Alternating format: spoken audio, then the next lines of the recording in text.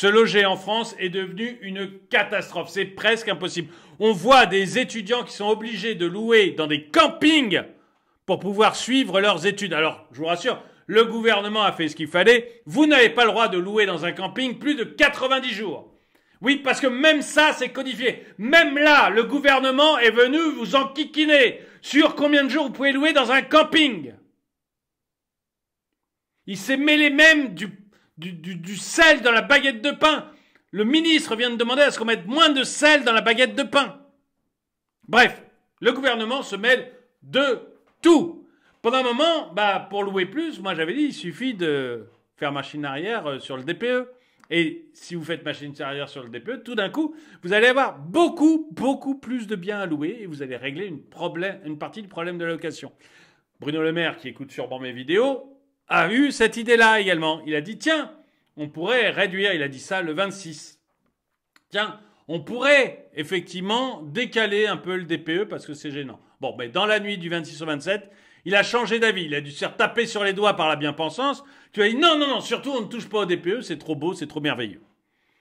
Et donc, Bruno Le Maire, le ministre de l'économie, a changé son fusil d'épaule entre le mardi 26 et le mercredi 27 septembre à propos des passoires thermiques. Finalement, Bruno Le Maire ne souhaite pas repousser le calendrier de rénovation, mais émet la possibilité de travaux effectués par étapes. Bref, vous n'aurez pas le salut par rapport aux passoires thermiques. Alors, il y avait une autre solution. Actuellement, c'est très difficile de devenir propriétaire, ce qui fait que ceux qui aimeraient devenir propriétaires restent locataires. Et donc, le gouvernement s'est dit, tiens, on pourrait peut-être créer un nouveau type de prêt, ou remettre en vigueur plutôt un type de prêt qui existait déjà, qui permettrait aux gens d'emprunter pas trop cher. Et donc, on va voir dans cette vidéo si vous allez pouvoir emprunter pas trop cher pour pouvoir devenir propriétaire. Bonjour et bienvenue dans cette nouvelle vidéo de DME en direct. Comme toujours, si vous n'êtes pas abonné, je vous suggère de le faire et de cliquer sur la cloche pour être prévenu lorsque je sors une nouvelle vidéo. Donc, le gouvernement a décidé de mettre en place un nouveau système de prêts, des prêts à taux bonifiés, pour permettre à ceux qui le veulent de pouvoir emprunter et devenir propriétaire.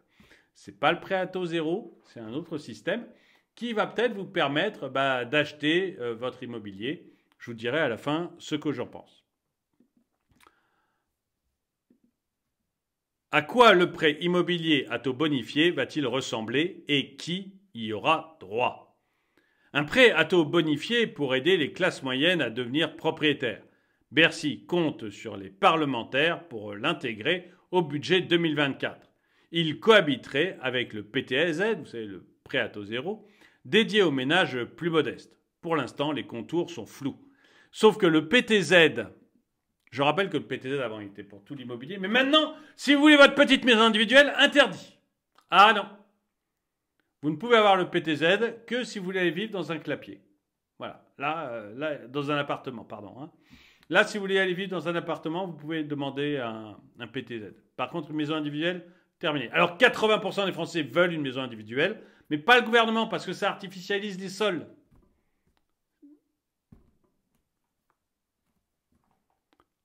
Bon, c'est pas le sujet de la vidéo, mais moi, c'est un truc qui m'énerve au plus haut point. Une chose est sûre, on ne serait pas sur du 0% d'intérêt comme le PTZ, le prêt à taux zéro, mais sur un taux préférentiel. Pourquoi pas la moitié que les taux de marché, évoque un parlementaire chargé de travailler sur le sujet. Cela donnerait, par exemple, aujourd'hui, un prêt à taux bonifié à 2% d'intérêt, ce qui est quand même assez intéressant, pour les ménages éligibles. Au lieu d'emprunter à 4, vous empruntez à 2. C'est pas mal. Ça fait longtemps qu'on n'a pas pu emprunter à 2 en France, donc il faudra en profiter. Sur le profil de ceux qui pourront en bénéficier, on parle de la classe moyenne. L'idée, croit-on comprendre, serait donc de cibler ceux dont les revenus dépassent les plafonds de ressources du PTZ. Ils vont aujourd'hui de 24 000 € par an pour une personne seule dans les territoires ruraux à 37 000 € en zone tendue. Reste à connaître Jusqu'où iront les plafonds du futur PTB? Il existe encore d'autres inconnus. Ce prêt s'adressera-t-il uniquement aux primo-accédants ou à tout le monde? Sera-t-il dédié à des achats spécifiques? L'ancien rénové, le neuf, sur toute ou partie du territoire. Je rappelle, le PTZ, ça a changé. Et puis, je rappelle, le PTZ, ça a changé. Parce que vous pouviez acheter ce que vous vouliez. Maintenant, ça va être uniquement des appartements. Et puis, jusqu'où le PTB couvrira l'emprunt? Sachant qu'aujourd'hui, le PTZ va de 20 à 40% du montant total du crédit. Gommer la hausse des taux des 2 dernières années. Quel gain final potentiel cela devrait-il permettre à un acheteur? BFM Business a demandé à un courtier de réaliser une simulation. On est parti d'un PTB à 2% sur 40% du crédit. Pour un emprunt à 300 000 euros, le ménage pourrait économiser 30 000 euros sur le coût global de son crédit. C'est beaucoup. C'est une sacrée économie. Concrètement, résume ce courtier, cet emprunt aurait récupéré ce qu'on a perdu ces 2 dernières années avec la hausse globale des taux d'intérêt. Le but, c'est vraiment de pouvoir redonner de l'air au marché de l'immobilier, puisqu'on n'a plus d'acheteurs. On n'a quasiment plus d'acheteurs. Ça permettrait de redonner un peu d'air et d'avoir de nouveau des acheteurs. Et c'est précisément ce que nous disait une source mercredi soir au ministère du Logement. L'idée de ce PTB est bien de pouvoir gommer au moins partiellement les effets de la hausse des taux. Quant au coût pour les finances publiques, oui, parce que c'est la question. Impossible à ce stade de le connaître. Mais on peut déjà se dire que, compte tenu des contraintes budgétaires, l'État n'ira sans doute pas au-delà de ce qu'il va économiser avec le recentrage annoncé du prêt à taux zéro. Un jeu de vase communicant en somme. Pardon, oh là là, n'importe quoi.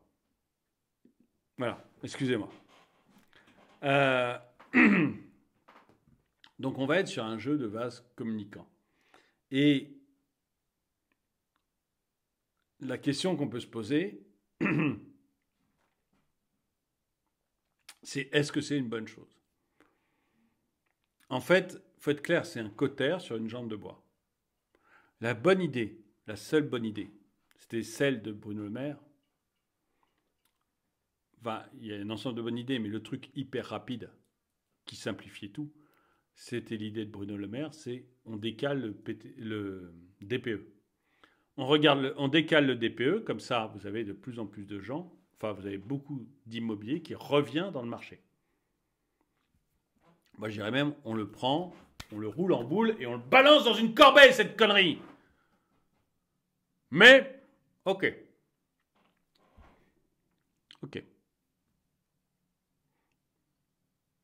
On le décale. C'était la seule bonne idée. La seule. Parce que après vous avez des trucs plus long terme, vous arrêtez le zéro artificialisation des sols, qui est une mesure complètement idiote qui empêche la construction. Et comme ça empêche la construction, je rappelle qu'on est le pays le moins dense d'Europe. L'un des pays les moins denses d'Europe. Chez nous, il y a du vert, il y en a beaucoup. Il faut vraiment être un fonctionnaire parisien qui sort jamais du 8e arrondissement pour ne pas s'en être aperçu.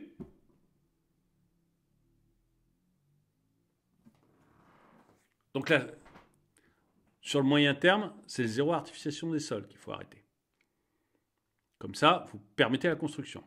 Mais dans l'immédiat, tout de suite, DPE.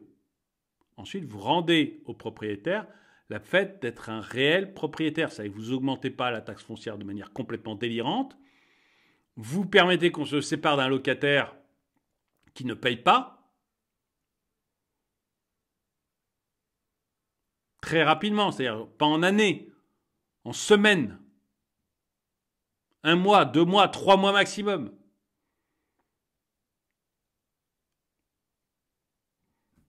Et vous laissez l'augmentation des prix telle qu'elle est normalement calculée par l'indice de la construction. Vous arrêtez d'intervenir là-dedans. Là, vous allez beaucoup libérer de choses pour les locataires. Là, ils vont pouvoir louer. Moi, ça, c'est du court terme. En 2 ans, c'est réglé. En 2 ans, vous avez réglé le problème. Derrière, zéro artificialisation des sols, vous supprimez la loi. C'est bon, vous avez la reconstruction. Ça met un peu de temps, c'est tout. Ça met juste un peu de temps. Et puis, vous gérez correctement le pays. Vos finances, je veux dire. Vous gérez comme vous ne dépensez pas plus. Ne dépensez pas plus que ce que vous gagnez en tant qu'État. Et à ce moment-là, vous allez voir l'inflation baisser. Vous jouez sur l'électricité. Là aussi, vous allez voir l'inflation baisser. Je ne vais pas refaire mon couplet électricité, j'en parle dans toutes les vidéos presque. Mais ça, vous allez voir l'inflation baisser. À ce moment-là, les taux vont baisser. La Banque centrale devra baisser ses taux. Alors oui, c'est du moyen terme, mais voilà. Sur le court terme, je te dis ce que vous pouviez faire pour le logement. Après, il n'y a pas de formule miracle. Donc oui, le reste, c'est du moyen terme et du long terme. C'est comme ça, la vie. Quand on a fait des grosses conneries, on est obligé de les payer un peu. Il n'y a pas de baguette magique. Et là, votre projet, là, c'est un pis-aller. C'est un pis-aller. Alors, vous en bénéficierez peut-être. Vous pourrez peut-être acheter. Donc, c'est une bonne chose pour vous. Mais au niveau du pays, ça n'a pas d'intérêt. C'est trop faible. Comme nombre de personnes qui vont pouvoir acheter, c'est trop faible. Donc ça ne libérera pas assez de logements. Le problème aujourd'hui, c'est la location. Ça ne libérera pas assez de logements pour la location.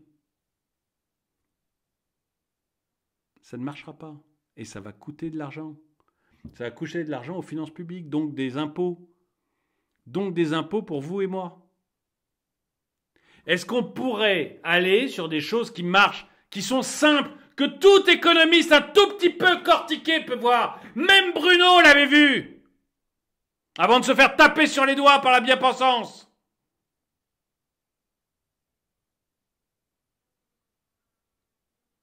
Est-ce qu'on peut aller tout simplement à des choses logiques et qui marchent, au lieu de s'enferrer dans les bêtises?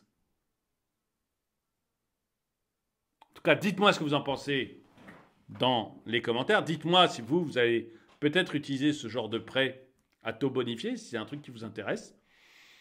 J'en reparlerai, si ça vous intéresse, j'en reparlerai sans le mélanger au reste, quand on aura un peu plus de renseignements. En tout cas, merci d'avoir... Parce qu'au niveau individuel, ça peut être intéressant. Hein. Vraiment, au niveau individuel, vous, ça peut vous changer la mise. Vous, ça peut vous changer la donne. Au niveau du pays, je dis que ça ne sert à rien. Mais vous, concrètement, ça peut être utile pour vous. Donc, regardez. En tout cas, merci d'avoir regardé cette vidéo. Mettez-lui un pouce vers le haut, commentez-la, partagez-la. Merci à tous ceux qui soutiennent la chaîne. Et moi, je vous dis à très bientôt.